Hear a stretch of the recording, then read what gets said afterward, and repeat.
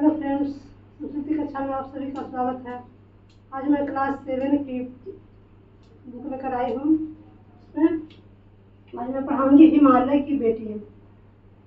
हिमालय की बेटियाँ किसे कहा गया है?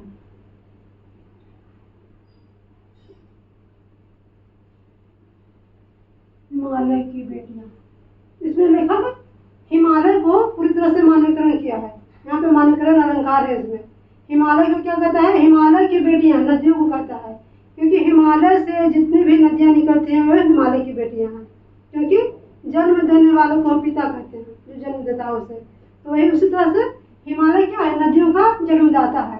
तो लेखक इसलिए उसे पिता कहते हैं। हिमालय पिता कहते हैं, नदियों के पिता कहते हैं। यानी बेटियां कौन है? नदियां। हिमालय पिता है और बेटियां कौन है? नदियां बेटियां हैं।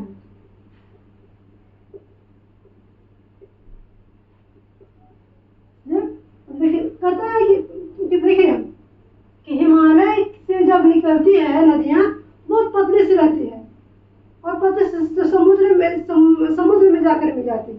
बहुत बड़ा भयंकर रूप लेकर मैदानी भागों में आती है और फिर जाकर समुद्र में जाकर मिल जाती है। और हिमालय चुपचाप मौन बेचारा वहीं खड़ा रहता है। वो सोचता है हिमालय की क्या मेरे पास उसे नहीं मिला कि वो हमसे दूर हो गई, हमसे तृप्त नहीं हुई कि सागर में जाकर मिल गई। और समुद्र को हिमालय का दामाद बताया गया है। इस कहानी में समुद्र को हिमालय का दामाद बताया गया है।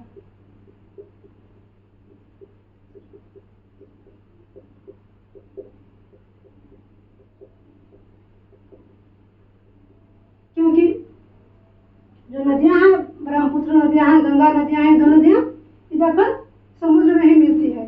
तो मतलब इस तरह से कभी अपनी सूक्ष्म दृष्टि से उसका वर्णन करता है कि मानो उस समुद्र में जाकर मिल गई है, यानी समुद्र के साथ उसका विवाह हो गया है। इसलिए समुद्र को वे हिमालय की दामाद मानते हैं। इस तरह से पूरी तरह से मतलब इसका चरित्र चित्रण करता है, मानवीकरण कर दिया है।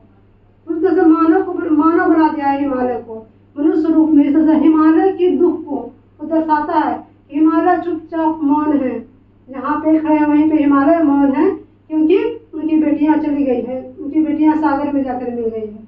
इस तरह से इस रचना से हमें क्या संदेश मिलता है? नदियों का महत्व। यानी नदियों का महत्व को हमें समझना चाहिए कि पतली सी नदियां जो हिमालय से निकलती है, वहाँ पे पतली सी रहती है और आते आते मैदानी क्षेत्र में कितना विशाल रूप ले लेती है और फिर जाकर सागर में मिल जाती है। यही कहानी है। आगे आप लोगों को क्वेश्चन आंसर चाहिए तो आप लोग कमेंट करें।